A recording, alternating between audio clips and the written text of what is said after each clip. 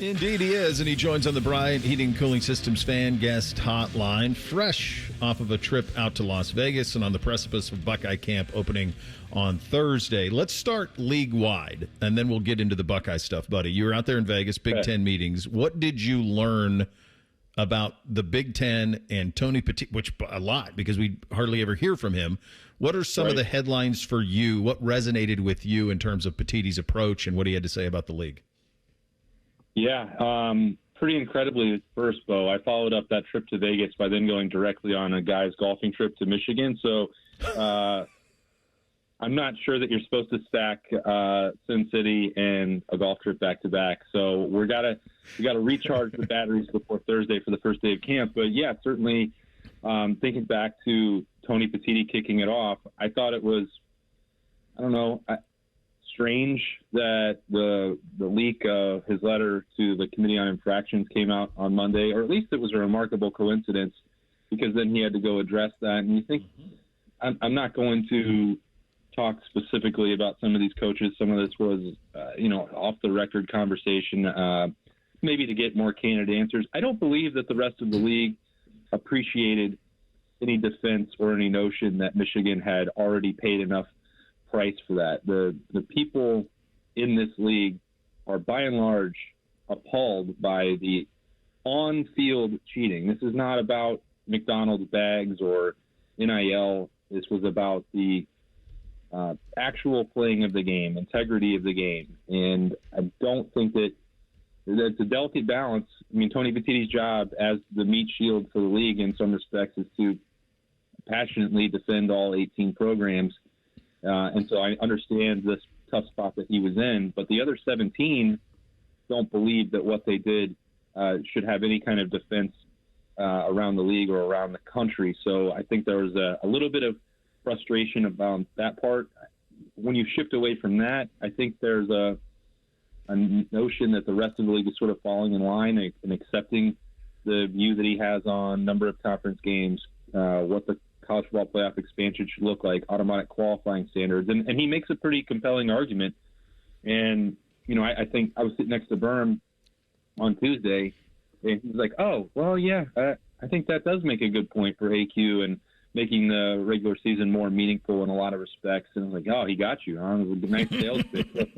I think he was compelling. I don't know if that's still the right answer. I don't know if I love that. The only way forward, I still feel like if you're going to go to the AQ spots, is that you need to actually get rid of the non-conference games entirely. I think sometimes they're looking at this and trying to play both sides and have it both ways. If you want an AQ and you have an 18-team league, which he acknowledged at one point, you're making it much more difficult on yourself to determine that champion and the path to those coveted spots if you're still trying to maintain some of the outside stuff. But anyway, I know that people that have listened to me here on Mondays with you or on the Buckeye show in the evenings with Beamer know that I've felt that way for a long time, that you need to have even more conference games than 9. And the Big Ten, I think I would be totally okay with them going to 12.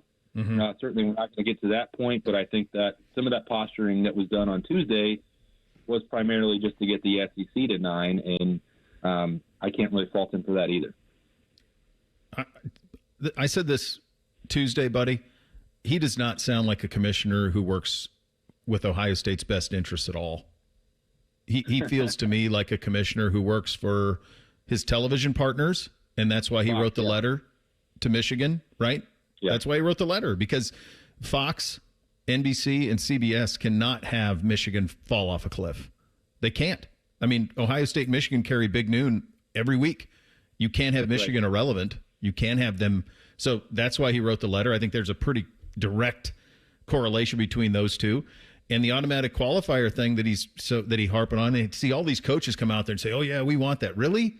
You telling me after the Michigan game, win or lose, you'd want to go play, let's say you're the 3 seed, you want to go play the 6 as a play-in? Like after play, and then play the next week another playoff game? Like this is an NFL model entirely, and there's no way Ryan Day would really want that. There's no chance he would want that after all the high leverage games you play. So, like, to me, he sounded like a guy who represented the middle of the league and the television partners. Yeah, I do think that you're 100% correct about that, Beau. I think that this is a television executive looking at inventory and finding new ways to exploit the revenue to the maximum potential. And there's a place for that. And if we're just you and I spitballing here, maybe this is a situation because the league has become so large and in a lot of ways unwieldy.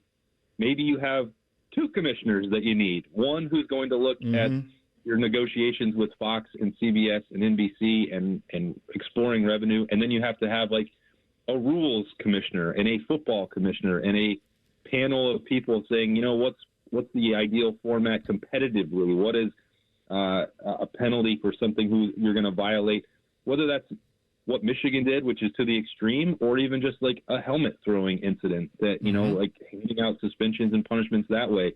And I know that some of the infrastructure is there for that in place, but in terms of like sending somebody up there to advocate for the league competitively, I do agree with you. It feels like he's at cross purposes because Ohio State wants the revenue for sure. They want the checks from Fox without a question. They also want competitive equity when it comes to kickoff times and qualifying status for the playoff. Like those things are not tied directly to adding more games and adding a different format just to purely benefit the television partners. And by the way, ESPN for the college football playoff. So, I think that is the frustration. It's the give and take.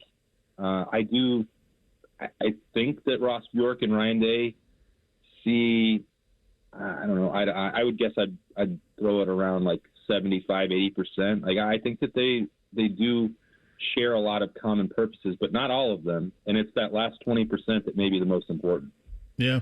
All right. On the field, what was kind of your sense about what Ryan Day really likes about his team? You know him very well. You had a lot of time with him. What is something that you think maybe he's still a little concerned about with his team? Yeah, I think we've spent so much time over the last 6-7 months talking about Matt Patricia and what is his defense going to look like? What changes do you need to make? Can he sustain what they did as they were in the Silver Bullets were number one in the country in total defense? You won a national championship. And then you lose all these veteran pieces. I think Ryan Day is looking at this like, no, I think this defense is going to be okay.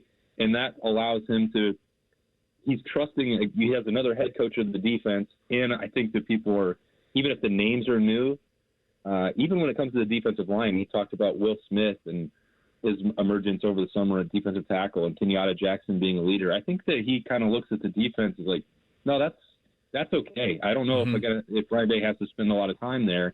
And I think that then, and it's not that it's a concern, but if you have a quarterback competition and however people want to feel about it and where you think it might end by August 30th, Ryan Day believes it's a competition. And if you have one at the most important part on the field, and you have either one, whether it's Julian Sayin or Lincoln Keenholz, they have never played high leverage snaps. I think that's going to get a ton of attention in the first 2 weeks for good reason. I don't think there's any real concern about the offensive line. There's definitely not a wide receiver.